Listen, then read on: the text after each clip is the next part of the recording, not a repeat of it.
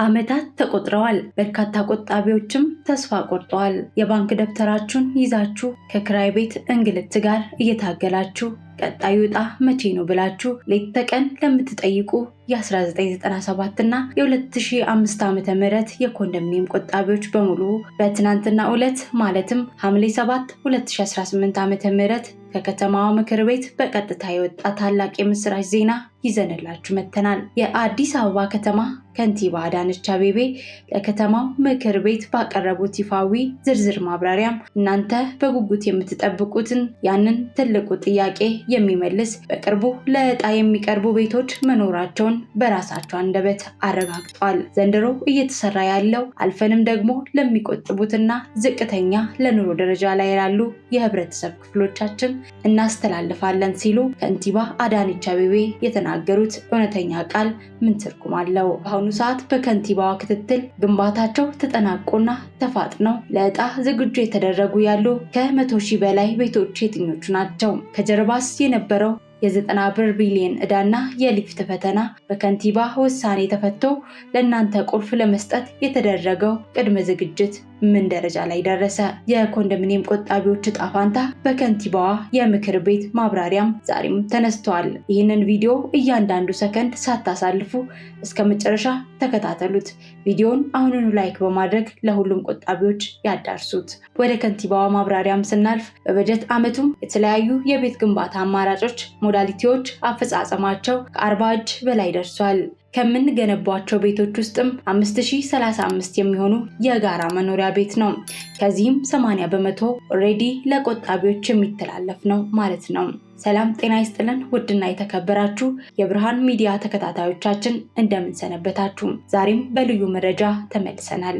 ወደ ጉዳዩ ስናመራ የ1997 እና የ2005 ዓ.ም ቆጣቢዎች ከሁሉም በላይ ልታውቁት የሚገባው ትልቁ መረጃም ከንቲባ አዳነች አቤቤ ቤቶቹን በተመለከተ ለእነማን ለማስተላለፍ እንደታቀደ በምክር ቤቱ ፊት ያረጋገጡት ይፋዊ ቃል ዘንድሮም በርካታ ቤቶችን እየሰራን ነው፣ በተጨማሪም ደግሞ በመጠናቀቅ ላይ ያሉትን ቤቶች ለሚቆጥቡትና ዝቅተኛ የኑሮ ደረጃ ላይ ያሉ የህብረተሰብ ክፍሎቻችን እናስተላልፋለን ሲሉ በግልጽ ተናግረዋል። ታዲያ ይህ የከንቲባ አዳነች አቤቤ ማብራሪያ ምን ያሳያል? በአሁኑ ሰዓት በከተማዋ በከፍተኛ ፍጥነት የተከናወኑ ያሉ ቤቶች ዋና ዓላማቸው ዓመታት ሙሉ ለቆጥባችሁ ማለትም ለ1997 እና 2005 ዓ.ም ቆጣቢዎች ዕጣ አውጥቶ ለማስተላለፍ መሆኑን ነው። ከንቲባዋ ይፋ ባደረጉት ቁጥር መሰረት በበጀት ዓመቱ በተለያዩ የቤት ግንባታ አማራጮች በድምሩ 179516 ቤቶችን ግንባታቸው በከፍተኛ ሁኔታ እየተፋጠነ ይገኛል ብለዋል።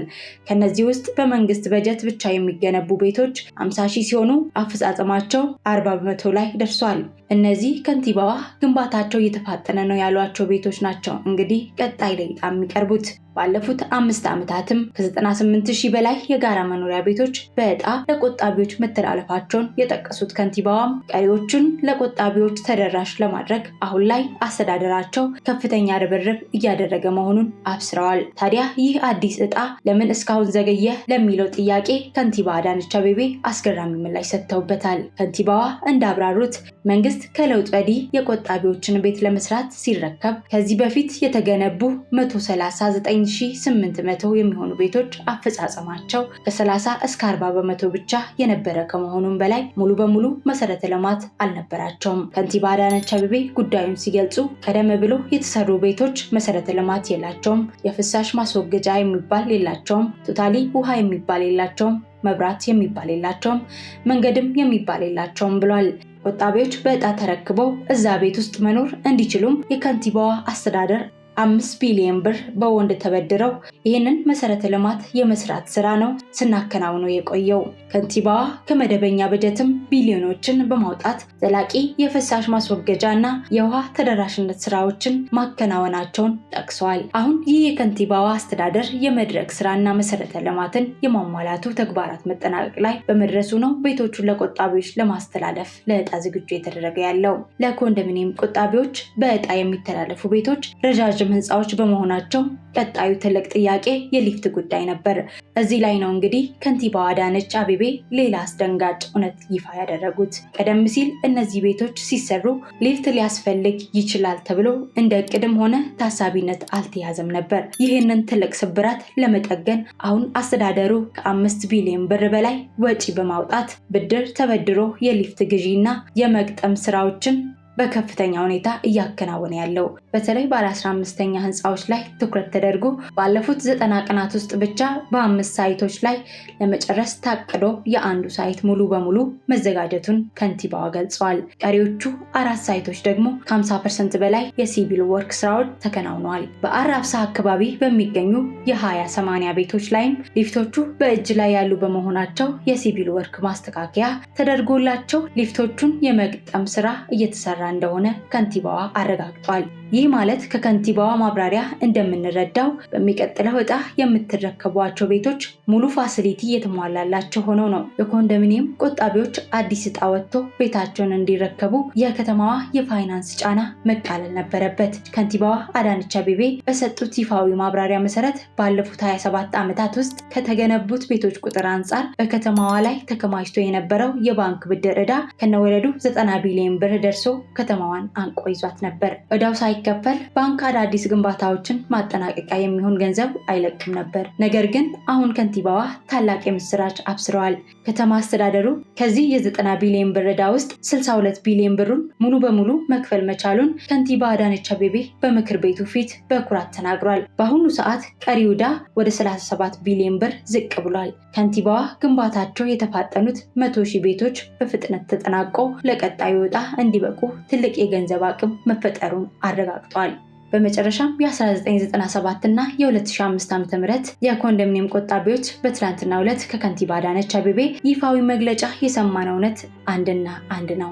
ዘንድሮ እየተሰሩ ያሉና ግንባታቸው የተፋጠኑት ከ100,000 በላይ ቤቶች ተጠናቀው ለሚቆጥቡት ህብረተሰብ ክፍሎች ይተላለፋሉ ተብሎ በከንቲባዋ ቃል ተረጋግጧል። የቀድሞ የ90 ቢሊዮን ብር ዕዳ በከንቲባዋ መሪነት መቃለሉ፣ የውሃ መብራትና የሊፍት ፈተናዎች መፈታታቸው አዲሱ ዕጣ ከምን ጊዜውም በላይ መቃረቡን ያሳያል። ተስፋችሁ የሚለመልምበት የ20 ዓመቱና የ13 ዓመቱ እንግልታቸው አብቅቶ የገዛ ቤታቸውን ቁልፍ የምትረከቡበት ቀን እየቀረበ ይመስላል።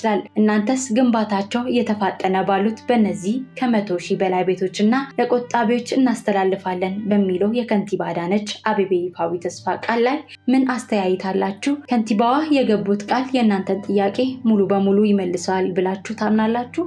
ሀሳባችሁንና አስተያየታችሁን ኮመንት ላይ አጋሩን።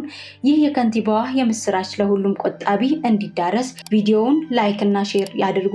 በየጊዜው የምንለቃቸው መረጃዎች እውነተኛና ታማኝ ሆኖ ካገኙ ሰብስክራይብ በማድረግ ቤተሰብ እንድትሆኑ እየጠየቅን የዛሬው መረጃችን እዚህ ላይ ያበቃ። በሚቀጥለው ልዩና በወቅታዊ መረጃ እስክንገናኝ ሰላም ቆዩልን።